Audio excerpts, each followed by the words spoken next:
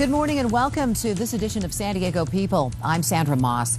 The wildfire season is off to a strong start here at home. Recently here in San Diego, we've seen several large brush fires spark up around the county, but a quick response from fire crews helped to put out the flames. But fire officials say it could be one of the worst wildfire seasons in history. So are we ready, and what can be done to better prepare ourselves? Today on San Diego People, we'll be joined by CAL FIRE San Diego Unit Chief Thom Porter. But joining me right now is Interim Chief Gary Croucher from the San Miguel Fire District. Welcome, and thanks for being here on this Sunday morning. So tell us, what are we in for this summer? Well, time will tell. We're preparing for possibly the worst fire season that we've had in quite some time. We're looking at our resources that we have and the cuts that we're being forced to face. But I think the biggest thing is that we have our firefighters out there. They're very dedicated firefighters that are interested in doing the best they can. And we're trying to provide the best staffing levels that we can. But we've got our engine staff, we've got the resources, we've got cooperative agreements between the agencies that have developed over the past few years. And within those, the people are going to be getting the closest resource, regardless of which agency, to make sure we get to the fires as fast as we can. And this morning we are going to be talking about the budget cuts and how it is affecting the way fires are fought here in San Diego County. Let's talk about some of the fires that are burning right now around the county. Some of the first fires of the official fire season. The old fire has been burning now for almost a week, I believe. Tell us what's the latest on that. Well, it started Sunday about 2 o'clock. We had some resources immediately on it. We were able to hit it with both air and ground resources. We pulled in the amount of resources we needed. They went in, they did a good job. I think we lost one structure, but Chief Porter would be able to confirm some of those different things a little better. But with our sense, we got the resources there. They're there. We minimal injuries and minimal loss of property. So let's talk about how you mentioned the fire season is supposed to be one of the worst. Is it because of the rainfall was less, like 40% of normal, I'm told, in California? Yeah, we're watching the fuel moistures. We're watching the weather conditions. We're taking all those different things into effect. But really, we're looking at within the county areas that have burned, not burned before. And one of the biggest effects is really the weather. When we have the Santa Ana winds, the east winds that blow, those really are something that for us are hard to deal with. But we do the best we can with planning. We try to get resources in places when we know that we have the red flag alerts, and we're here, and we'll do the best we can with the resources given to us. Challenging times in California for all kinds of agencies, firefighters in particular. Let's talk about the California budget and the economy and how that has impacted the San Miguel fire. Well, San Miguel fire specifically, we operate with our revenues come from property taxes. About 98% of our taxes come from that. Property values have declined, as all of the homeowners know. And within that, over the past 4 years, we've seen about a 20% reduction in our revenues, while other portions of our budget goes up. The cost of doing business has still gone up. So we've done things as far as we've eliminated some positions. We've eliminated at our headquarters station one full engine company that is no longer there. It used to have a truck company and an engine company. Now it just has a truck company that runs on calls. And then our engine that's out in the Dehesa area, we had to lower that down to 2-person staffing, which really to us is unacceptable. It needs to be at least a 3-person engine. We put out an RFP. CAL FIRE responded to that RFP. And explain what that is. It's a request for proposal. And we were looking at the way we were doing business, and if any other agencies had different ways of doing business, cost savings, if we're able to work with another agency in a cooperative So you're asking for help? Yes. We're asking for help, and we're also looking at how not only can it be helpful to San Miguel, but how can it be helpful to the other agency too. So there's a cooperative effort to where we can maximize the efficiency between the two agencies while still providing the best level of service to the community at the same time. So, you know, as somebody who lives in San Diego County, if I have to call 911 or my house is on fire, I just want to make sure that anybody gets there as quickly as possible and puts it out. Yeah. Are people less safe now because of the financial crisis in our state? Well, I mean, anytime you have a reduction in total overall service, then I think you have to be worried. And that our attempt with our cooperative agreement with CAL FIRE is to try to keep as many of those resources on the lines as possible. Most of the 911 calls are medical aids, so we're keeping our medic engines in service to be able to meet those demands. but at the same point in time, we're able to staff up our Engine 23 back to full staffing through this cooperative service. We actually, July 1st, we're going to be able to put that engine back in service as a 3-person crew with the anticipated cost savings that we're going to see within the contract. We have some pictures of other wildfires, notorious fires that have burned in San Diego County over the years, and I imagine that you have been involved in fighting those as well. When you look at the state up and down California, is San Diego one of the more vulnerable counties? I think we've improved over the years. That we've got a lot of open wildland space, a lot of urban interface, and anytime you have that urban interface is where you have the structural threats, the interface with people that don't want to evacuate, all those kind of issues. It complicates it, and I think one of the things that we've learned since the '03 Cedar Fire, the '07 Harris Fire, is the fact that we have more cooperative agreements in place now. You have the County Fire Authority that's now working together. The dispatch centers now have a CAD to CAD where the dispatch computers are all talking together before, which they weren't as far as the tracking of the resources. So we've learned some lessons. We're making improvements, and we still have more improvements to be made. But the nice thing is more and more of the people are working together than ever before. What worries you most about this fire season and what's happening in your particular fire department? I think the biggest concern we have is making sure that the available resources are there. There's different things, cuts being made within the state, and we got to have the resources on the ground. We have to have the resources in the air to be able to make a difference. And as we have a reduction in those levels of our quantity of people, we want to make sure the firefighters are safe along with the communities are safe. And when you ask people to do more with less, you tend to push that envelope a little bit more. So that's exactly what would worry me the most. That's what keeps you up at night. Yeah. And it's kind of a sad fact in California. I mean, here we've had all the teacher troubles and everything, and the problems with schools and education, but this is really about our safety. Yes, about the safety of the community and its members, and then also the safety of the firefighters. Where do you get to that level where it's unfair to them that they put their lives on the line beyond what they should be expected to because the resources aren't there? And do you mean because maybe they're a little more sleep deprived, or maybe they don't have the resources they need to? I think it's if the less resources you have to be able to apply to the scenarios, the more risk you place on the firefighters. So CAL FIRE is going to be helping you significantly this fire season.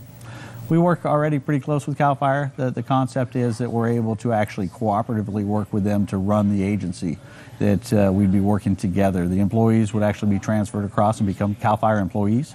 And like I said, we'll eliminate some of the duplication of services or positions. And within that, that's where I think we can maximize the people that are on the floor. Somebody calls and has a 911 emergency. How long typically, what is the time it takes for your people to get there? Our goal is 8 minutes or less within 90% of the time, and that's from the time our station alerting system goes off until we get on scene. And we're able to do that right now, right at the 91% of the time. And it depends. I mean, it depends how far you get out into the rural areas. Obviously, as you get out into the areas farther away from the fire stations, it does take longer. Chief Cratcher, we're going to be talking with you again in just a little bit as we continue on this edition of San Diego People. Coming up next, though, more on how the budget cuts are affecting CAL FIRE and how it is preparing for the wildfire season. Also, we're talking this morning about how you can protect yourself and what you can do at home to make up for the resource deficits as we continue on this edition of San Diego People. Welcome back to San Diego People. The wildfire season is underway, and it has the potential to be one of the worst in state history. And will massive budget cuts have a large impact in firefighters' ability to respond to fires? With me now is CAL FIRE Chief Thom Porter, and you guys are ramping up for this summer. Tell us how things have changed. Well, at this point, we are in our full staffing mode for summer. 2 weeks ago, we went to peak staffing, so we have all of our fire stations and all of our engines covered. All of our bulldozers, our hand crews, aircraft is all ready to go. And you're also taking over some of the duties for some of the stations that have lost resources because of California's budget problems, the crisis. Tell us how you're stepping in to make up the deficit. Well, CAL FIRE is required to look at areas where we can contract with local government when asked by local government to do so.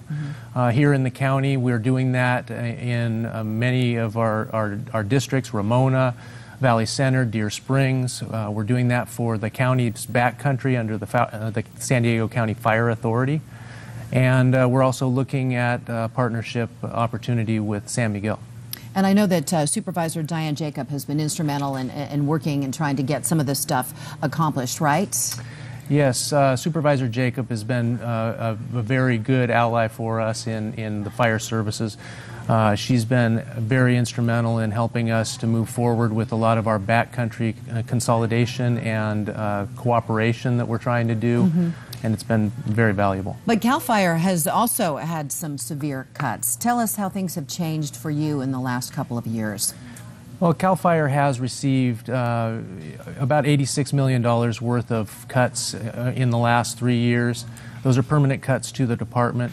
They have had some impacts, although we are still fully staffed and we're able to ramp up for fire season to cover all of our resources as needed to fight fires as we have for decades. Well, let's talk about the fire season that we're facing right now. Different parts of the county of San Diego are more susceptible to fire than others, especially when you look at the history of fires. Tell us what keeps you up at night. Well, there are several areas in the county that are still under pretty significant fire hazard.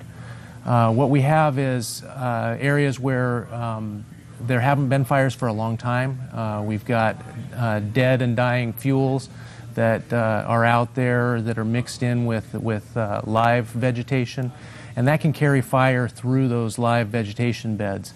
And those that are the older ones often are the ones that can have catastrophic fires occur within them. So what areas, like what parts of San Diego County? Well, if we go back in history, one of the areas is the Laguna Fire footprint. Not all of that burned again in the Cedar Fire or some of the other fires that we had since then. So there's a large area of the Laguna Fire, which was 1970, that is still in a place where it could burn. That's the area primarily south of Interstate 8, north of Highway 94. There are other areas in the center of the county, kind of up above, north of Julian, and then out toward Palomar that are also I think it's interesting that I didn't realize that fires are cyclical. Like the normal cycle of a fire is like 30 to 60 years or something that land burns. And now that we have urbanized so many of these rural areas, it's really putting all of us at risk, isn't it? Well, what we need to think of this is in a way that every acre in California can and will burn someday. There is a natural cycle that occurs in lighter fuels, grasses, and light brush. It's a more frequent type of a cycle. In heavier brush settings, chaparral, it's a bit longer. It can be anywhere from a 30-year cycle to maybe a 100-year cycle. It just depends on when fires come through. In timberland, it's typically a more regular cycle, and that's part of the natural undergrowth cleaning process that natural environment undergoes. So the chaparral, is that the most dangerous areas, the areas that have the chaparral? And I'm not going to call chaparral dangerous. Chaparral areas have potential to be very explosive fire environments. And under the right weather conditions and an ignition source, it can be a very dangerous place to be. You mentioned the tens of millions of dollars in budget cuts that CAL FIRE has endured, and yet you're still fully staffed. I'm curious, how can that be? How can everything kind of go as usual when you lose that amount of money? Well, we've done it through attrition. Some of our older equipment we have cycled out of our system.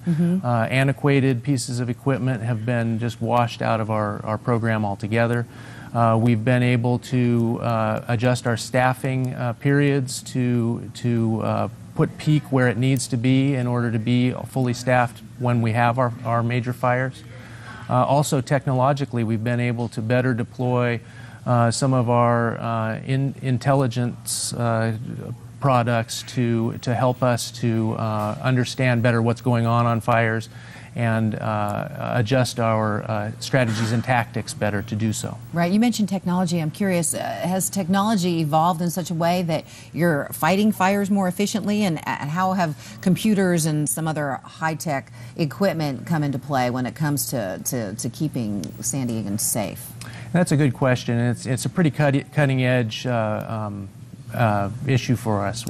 We are using technology to better understand what's happening on the fire ground, to be able to see the different pieces of equipment on the edges of a fire. We have a system called Next Generation Incident Command System. It's a digital form of the incident command system that we've been using for more than 30 years now. Wow. So you have made some big changes. The fire that is, oh look, we're looking at this. These are just some of the crews that are out there right now. The fire that is burning right now in Colorado, which has turned out to be one of it's just a disaster there. Also New Mexico is lots of fire there as well. Is this because of the drought, and is that a prelude to what we may see in California? Well, the areas that are burning in Colorado and New Mexico are in areas of drought, and they are. It's been pretty extreme there over the last several years. In Southern California, we are also in drought conditions. There are indications that we could have fires that are as large and damaging. However, it will depend on what kind of weather conditions and what kind of ignitions we have throughout the summer. So far, we're 20% higher than we were last year this time in San Diego. 20% higher? As far as numbers of fires, wildland fires at this time as opposed to last year at this time. Statewide, we're 60% higher than we were over the last several years, or 2 years. So. It has all the indications of being a bad fire season, but I would say that every season could be a bad fire season. Well, as we continue on San Diego People, you're going to be joined again by Chief Croucher. We're going to talk about some of the things that we can do at home to protect ourselves, and that is just ahead as we continue on this edition of San Diego People. We'll be right back. Well, welcome back. This morning on San Diego People, we're talking about ways to be prepared this wildfire season. And back with us is CAL FIRE Chief Thom Porter and also Interim Chief Gary Croucher with the San Miguel Fire Department. Thank you both again for being here on this Sunday. And you're waiting for the agreement that you're working on, and it's a partnership, really, to keep everybody in the county safe this fire season. And it's not a done deal yet, is it, Chief? No, we're still in the midst of negotiations. We've already met on several occasions, both on the contract, and then also we have a MOU transition with the employees. The employees have a lot of questions. They have some concerns as well. And so we're meeting them, we're trying to answer the questions, and we're working with the Board of Directors to meet the community's concerns. But it's been a very positive approach, and as we move forward, it could be actually some exciting times as far as within the community at some very unfortunate fiscal times, but it's really planning for the long-range fiscal viability of the district. Right. And safety, of course, is the primary concern in all of this. And it's our responsibility at home, too, or businesses, or wherever we live, to make sure that our environment is as safe as possible, to make your job easier. So Chief, what are some of the things that we can do to do that? Well, and it's important to know your surroundings. And in San Miguel, the district has both wildland and a municipal kind of city environment. And the things that you do in those different places are very different based on your circumstances. In the more wildland area, a defensible space is very important. That means providing clearance around your structure per the ordinances of the county or the different ordinances of the city that you happen to live in. That's very important to give firefighters the chance to be able to save your home if they're available, and for your home to stand alone if they're not. So those are some of the tips that we have on the board too, just kind of common sense things, cleaning out your gutters, trimming your trees, and making sure that you have 100 feet of defensible space. Is that what you? That is correct. Mm-hmm. And that's the same whether you're in San Miguel or in the backcountry areas of San Diego. Those are county standards. Mm-hmm. One of the resources out in the Rancho San Diego area as well is the Water Conservation Garden. At the garden itself, they have a Firewise garden, and it shows the residents and then clearing at 50 feet and what kind of plants and stuff you have there, and then the 100-foot clearance as well. But it's a great place to go if the people want to actually see an example. Mm-hmm. And that's also an example of one of the ways that CAL FIRE and San Miguel have worked for years together. We've spent time developing the water conservation garden either through grant money or through direct contact with each other on a cooperative basis to make that physical display available to the community. That's one way. It should be noted that San Miguel is out on the old fire, and Gary's in here having an interview coming from his post at our command center, working on that old fire expanded response in the ECC, or Emergency Command Center. So we're very integrated already, even before we move down the road of this cooperative agreement. Mm-hmm. Are you optimistic that things will improve, Chief? What is the morale like? Morale had been pretty tough at first, but I think that's a lot about what are the unknowns.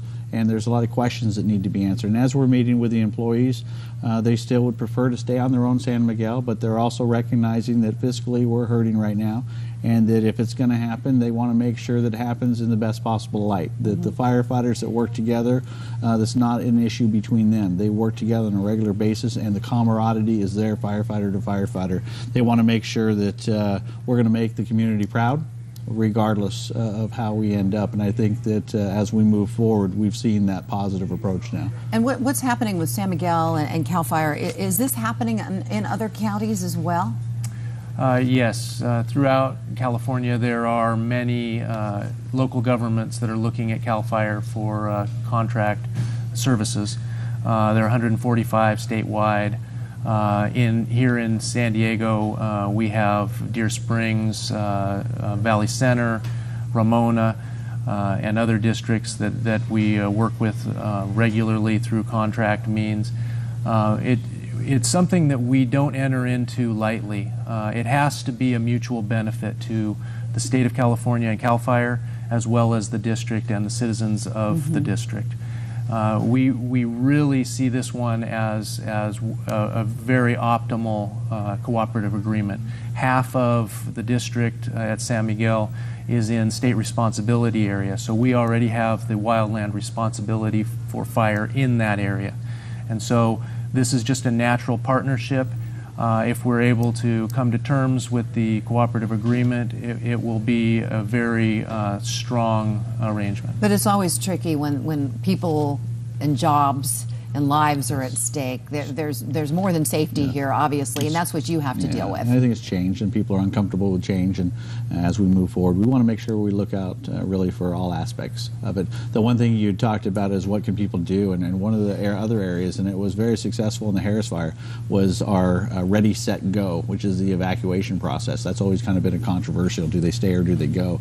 We had one of our communities, the Point Parkway area, and that community evacuated as we requested, which makes firefighting much safer once we have the roads that are open and that we can have access issues. So I mean, that would be one of the other things, is not only your preparation ahead of time, making sure you have your stuff set to go, but also on your ability to evacuate, especially when asked. It really is a team effort. Well, here's hoping that these dire predictions don't come true for this summer. Chief Croucher, Chief Porter, thank you very much for joining us on this Sunday. Have a great rest of your weekend. Thank you. Sandra, thank you. And that is going to do it for this edition of San Diego People. Thanks so much for looking our way, and be sure to join us tonight for the KUSI News at 6, 10, and 11.